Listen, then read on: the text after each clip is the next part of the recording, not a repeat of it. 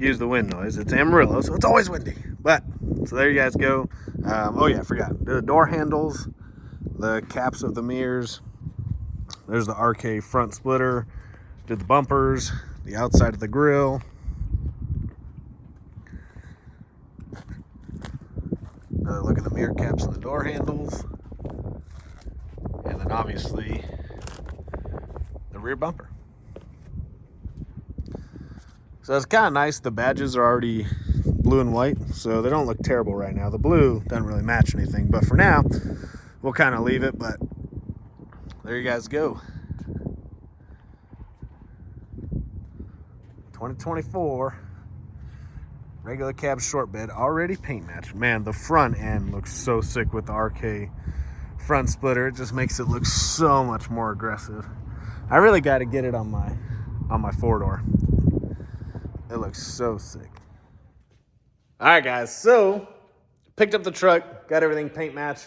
I'd made a video on the way there, but it was connected to Apple CarPlay, and that shit just always messes everything up. But anyways, we got the truck picked up from getting paint matched, and we were waiting on the RideTech kit to come in. So the RideTech kit has come in, and you guys already know my thoughts on RideTech, VAS, and all the other brands. Essentially, let me just break it down for you. If you want the best riding kit with still really good performance on the street, RideTech.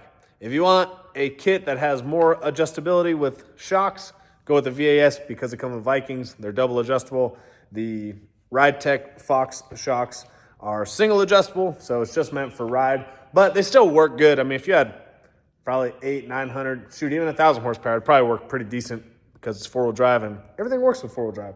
The only thing with RideTech is if you do RideTech, you have to do their traction bars, which are, I think, like $800 and something. We get decent deals on them, but the RideTech traction bars are like the most expensive traction bars. They're even more than Caltrax. And I use Caltrax on the race truck, the blue single cab. So I didn't get the traction bars yet. I'll get those later on down the road. But for now, got the 3.5 RideTech kit going on. Let me show you. So pretty standard stuff. I think one of the big differences is the front brackets that come with it for the front. But this is like your normal flip kit, drop shackles, new U-bolts.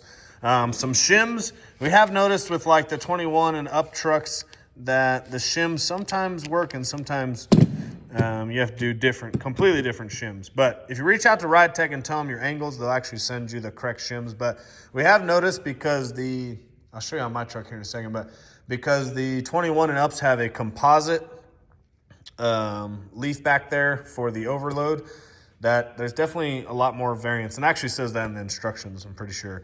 But there's a lot more variance with the 21 and up trucks because of the composite. But so these are I think Fox owns RideTech, or RideTech owns Fox. I think Fox owns RideTech. So these are essentially literally Fox coilovers, but they're single adjustable. So just one single knob on there, so you can adjust them. So like I said, if you want more adjustability, go to something like VAS with Vikings, or I mean, you can even spec out your own kit. Because everyone's brackets, pretty much all the same, steel brackets. This stuff's all kind of the same that everybody uses. So the big difference, for the ride quality is the Fox stuff rides a lot better. It's not meant, for track stuff. Like I said, it works on the track, but it's only got single adjustable. So got the rear shocks, still same thing, single adjustable. And then the big difference is the RideTech kit, it actually comes with upper control arms already. The thing is they're not adjustable, and that's because they're built to the length specifically for a 3.5 RideTech kit.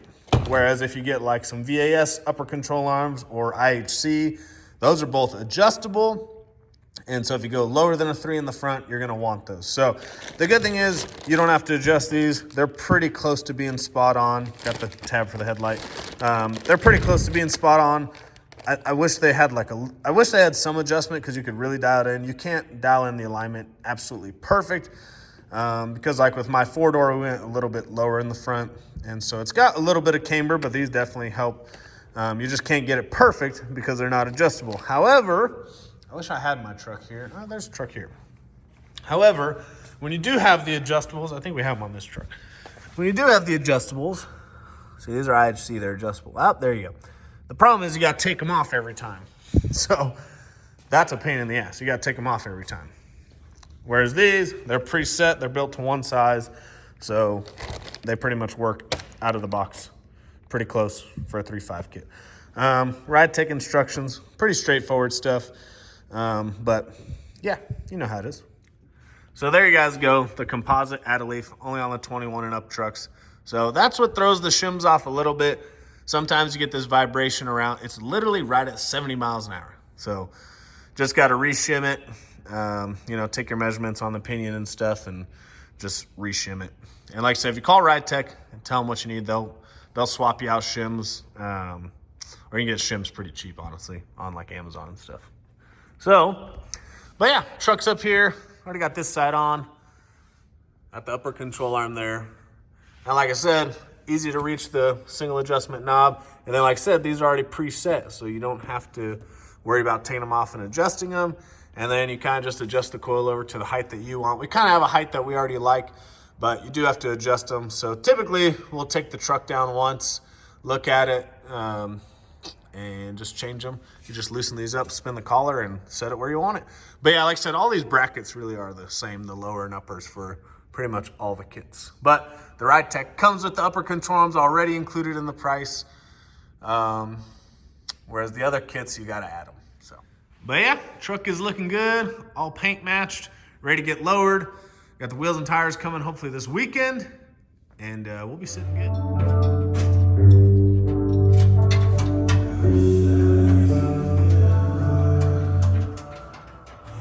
She goes, I'll tell you in a second. This is so funny.